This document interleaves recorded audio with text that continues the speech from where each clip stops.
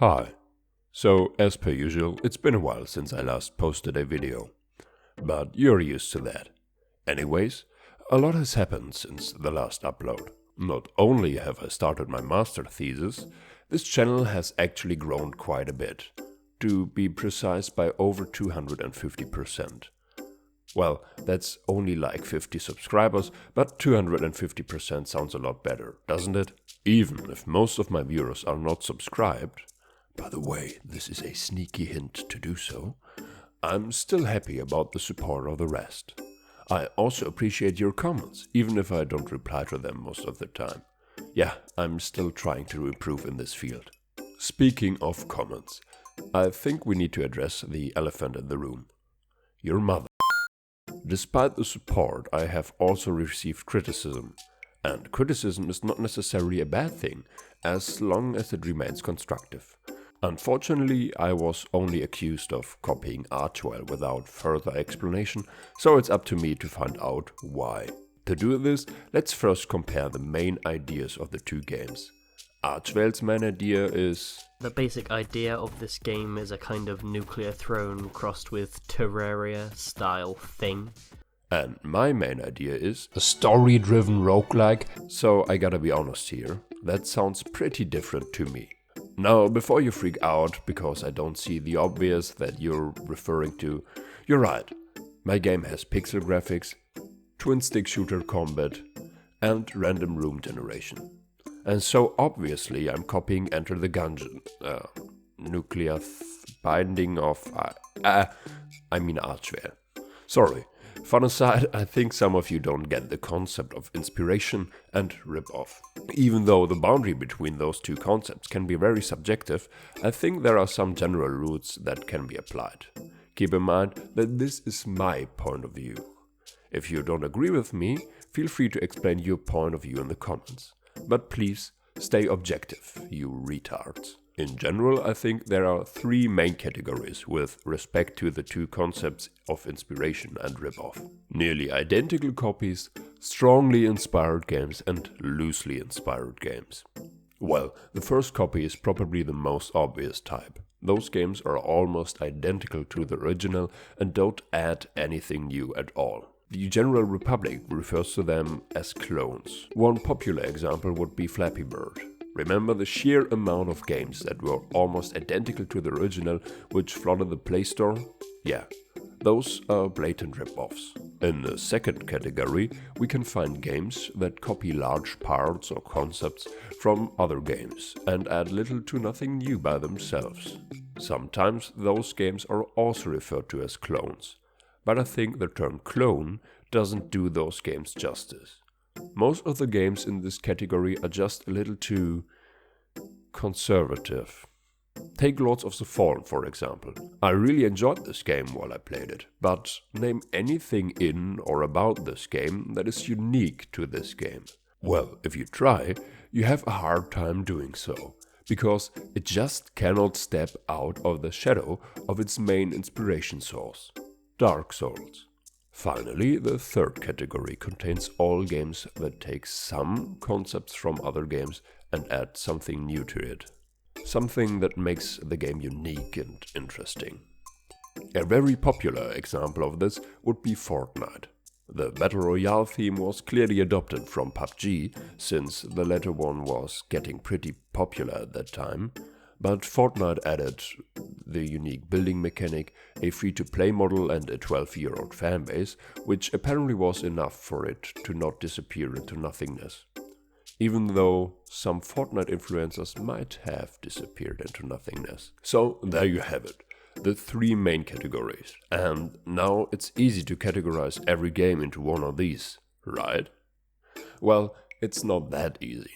One also has to consider the features that were stolen, and those can be a variety of things. But to make things short, on one hand you can copy basic stuff from other games like movement, the setting, or other game mechanics.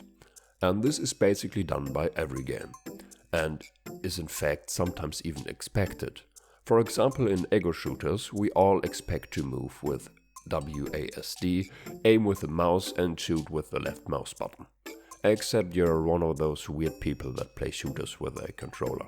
On the other hand, you can copy more specific gameplay mechanics, which, when combined with similar base mechanics, leave the impression that your game is just a rip-off of another game.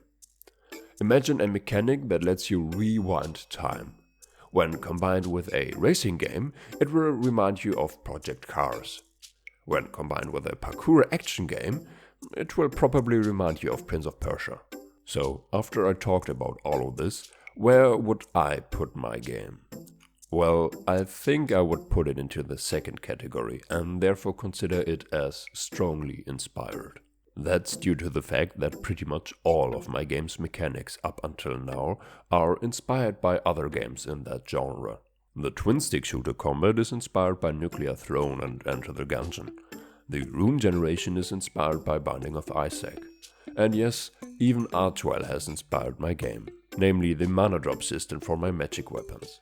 And apart from those mechanics, my game doesn't add anything new yet.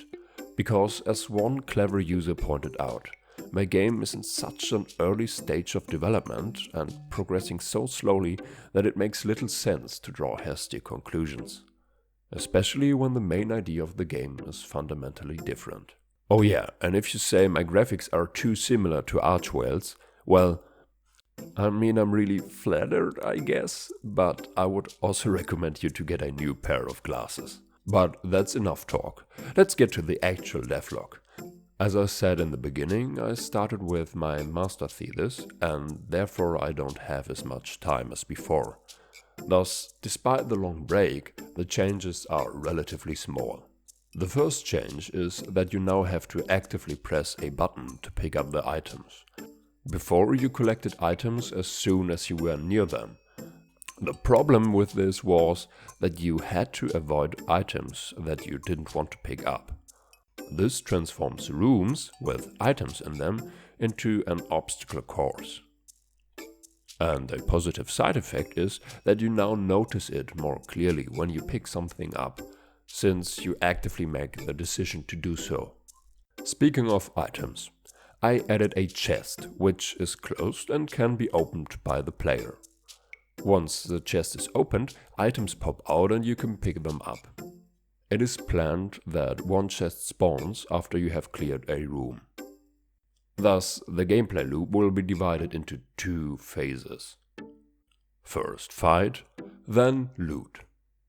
During the fights, I don't want anything to draw the player's attention away from the combat, and in the looting phase, the player should be able to sort his inventory without worrying about enemies. I hope this split into two phases makes the individual phases a bit more fun. The spawning of a chest is not implemented yet, but the clearing of rooms has been implemented. Once you have cleared all enemies in the room, no more enemies appear after you re-enter the room. And while you're fighting the enemies, the room can now no longer be left. This is indicated by these particle effects. I don't know if I'll keep them, but I can't really think of anything better. So why are the exits of a room now blocked while fighting enemies, you ask? Well, the first and most obvious point is to make combat a bit more challenging, and the second point is that with a new system it is also possible to integrate puzzle rooms or other story-relevant rooms that cannot be skipped. Since you now can clear rooms, the map has also been reworked a bit. Non-cleared and cleared rooms now look different. And that's it. This episode was a little longer and the content was a little different. Tell me what you think about that in the comments and maybe leave a like so that I can keep my 250% growth rate. Thanks for watching and goodbye.